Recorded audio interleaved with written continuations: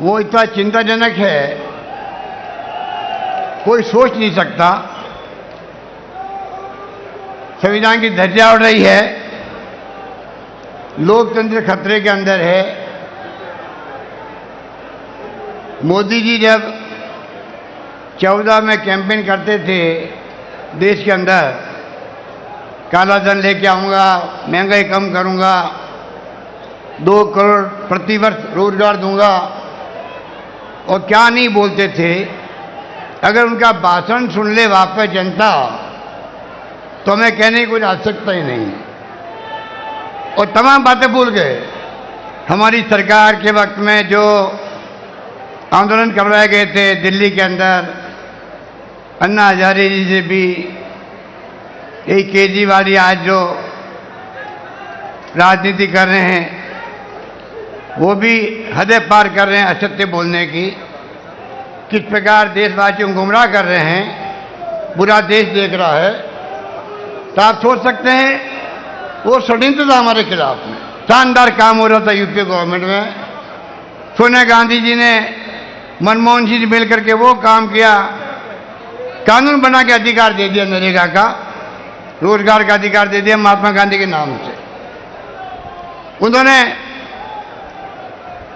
किस प्रकार से 2 रुपये किलो गेहूं, 3 रुपये किलो चावल दे दिया, अधिकार देके कानून बना के पार्लियामेंट के अंदर, राइट टू एजुकेशन दे दिया, आरटीआई दे दिया, और एक माहौल ऐसा बनाया गया। जो लड़ाई हम लड़ रहे थे आरटीआई के माध्यम से, ट्रांसपेरेंसी देनी चाहिए, और उन्होंने 2G स्पेक्ट्रम, कोलगेट के स्कैंडल, वो CNAG साहब कहाँ चले गए, अब गायब हो गए। 1,76,000 करोड़ के घोटाले हो गए। ये षड्यंत्र करके सरकार को बदनाम करने की कोशिश की गई, उसमें वो कामयाब हो गए, पर सच्चाई कभी छिप नहीं सकती है। अब जो महंगाई की मार है देशवासियों पर, कमर तोड़ चुकी है देशवासियों की। मेरे पूर्व वक्तों ने बताया आपको, बेरोजगारी की तो हाहाकार मच गया लोगों में। जो रईसी नौकरी है वो भी जा रही है, और ये सरकार इतनी झूठ आधारित है। मुझे याद है 2019 के अंदर NSSO ने जो संगठन है भारत सरकार का, उसने आंकड़े निकालने का प्रयास किया सच्चाई का, बेरोजगारी का। मोदी सरकार ने रुकवा दिया। उस NSSO के अध्यक्ष को, चेयरमैन को, मेंबर को इस्तीफा देना पड़ा। पूरे देश के तमाम अखबारों ने संपादकीय लिखा इसके ऊपर। पहली बार आजादी के बाद में आंकड़े रोके गए हैं, और आप देखिए जैसे परिणाम आए मोदी जी के पक्ष में, और तमाम आंकड़े जारी कर दिए, कितना भयंकर महंगाई की मार पड़ी है, बेरोजगारी की मार पड़ी है। तो मैं कहना चाहूंगा, आप सब राहुल जी को सुनेंगे, इस सरकार की करनी में अंतर है। ये सरकार मुकुटा पहने हुए लोकतंत्र का, इनका कोई यकीन नहीं लोकतंत्र के अंदर। ये फाशिस्टी लोग हैं, धर्म के नाम पर राजनीति कर रहे हैं, बर्बाद कर रहे हैं देश को। लोग चिंतित है, बोल नहीं पा रहे हैं। एजेंसियों का दुरुपयोग कर रहे हैं, ED का, CBI का, इनकम टैक्स का, आतंक मचा रखा है। कांग्रेस मुक्त भारत की बात कर रहे हैं। अब ये आप लोग खड़े हैं यहाँ पर, पूरे देश के अंदर ब्लॉक लेवल पर, जिला स्तर पर, राज्य स्तर पर, जब राहुल गांधी जी के नेतृत्व में गिरफ्तारियां हुई थी यहाँ पर मेंबर पार्लियामेंट की और तमाम नेताओं की, तो पूरे देश के अंदर जिस प्रकार लोग सड़कों पे आए हैं, शाम तक सरकार की हालत खराब हो गई। और आज आपकी रैली देख के शाम को इस सरकार के नेताओं को पसीना आएगा, ये मैं कह सकता हूं आप लोगों को। हालात बड़े गंभीर हैं, राज्यों के साथ में नाइंसाफी हो रही है। एक्साइज मिलती थी पहले, राज्यों को हिस्सा मिलता था पेट्रोल में, डीजल में, गैस में, वो हिस्सा बंद कर दिया एक प्रकार से, मामूली कर दिया गया। पूरा का पूरा एक्साइज 16 लाख करोड़ के आसपास हुआ होगा, अधिक हुआ होगा। पूरा खजाना भर रहे हैं केंद्र सरकार, वो इनका वित्तीय प्रबंधन है। इसलिए आपसे मैं आह्वान करना चाहूंगा, ये तो शुरुआत है आपकी, आगे लड़ाई लंबी है आपकी।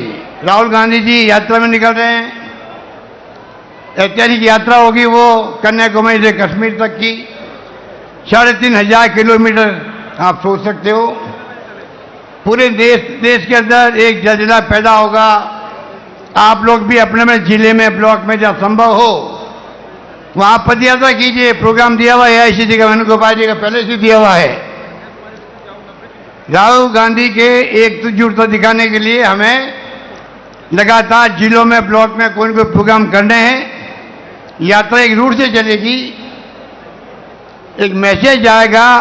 भारत जोड़ो की जरूरत क्या पड़ी है यात्रा की, नाम भारत जोड़ो क्यों दिया गया? इसलिए आज नफरत का माहौल है, तनाव का माहौल है, हिंसा का माहौल है, और प्रधानमंत्री के मुंह से एक ओपिनियन निकल रही है कि आप देश में शांति, सद्भाव, भाईचारा कायम करो और मैं हिंसा बर्दाश्त नहीं करूंगा। माहौल बहुत खतरनाक है देश के अंदर। इस प्रकार के हालात में हम जी रहे हैं, देश चल रहा है, लोग चिंतित है। इसलिए मैं अपनी बात लंबी नहीं कहता हुआ यही कहना चाहूंगा, 70 साल में कांग्रेस ने देश को यहां तक पहुंचाया है। अगर दुनिया में आज सम्मान है देश का, इसलिए है कि पंडित जवाहरलाल नेहरू से लगाकर आज तक जिस प्रकार इंदिरा गांधी हो, राजीव गांधी हो, नरसिम्हा राव जी हो, सोनिया गांधी जी आई जब बनकर के अध्यक्ष कांग्रेस की, डॉक्टर मनमोहन जी आए, जो आज जो सफर तय किया है उसके कारण से आज देश एक रहा, अखंड रहा है। इंदिरा गांधी जी जान दे दी पर देश को एकजुट रखा, एक व अखंड रखा। ये कैसे भूल जाते हैं हम लोग। राजीव गांधी जी शहीद हो गए देश के लिए, लंबा इतिहास है। पर हमारे नरेंद्र मोदी जी को कांग्रेस मुक्त भारत चाहिए। नरेंद्र मोदी जी गांधी परिवार की बात करते हैं, वंशवाद की बात करते हैं, तो पूछो इस परिवार का एक भी मेंबर पिछले 30 साल में ना प्राइम मिनिस्टर बना, ना केंद्रीय मंत्री बना, ना कोई पद लिया हो। अगर संगठन में उनकी भागीदारी है, पूरा देश चाहता है, पूरे देश के कांग्रेसियन चाहते हैं, आपके पेट में दर्द क्यों हो रहा है मैं पूछना चाहता हूं आपको। इससे समझ जाइएगा कि इस परिवार की क्रेडिबिलिटी हाईएस्ट है कंट्री के अंदर, आपसे भी ज्यादा है। चुनाव जीतना एक बात है, प्रधानमंत्री एक बात है बनना, पर जो रेस्पेक्ट कमांड करती सोनिया गांधी, इनका परिवार देश में हाईएस्ट है, उससे आपको तकलीफ क्या होती है? इसलिए मैं ये कहना चाहूंगा आपको लड़ाई में पूरी भागीदार बनना है, मजबूती के साथ में। अंतिम विजय सत्य की होगी और सत्य आपके पक्ष में है। यही बात कहता मैं अपनी बात समाप्त करता हूं। धन्यवाद। जय हिंद। धन्यवाद।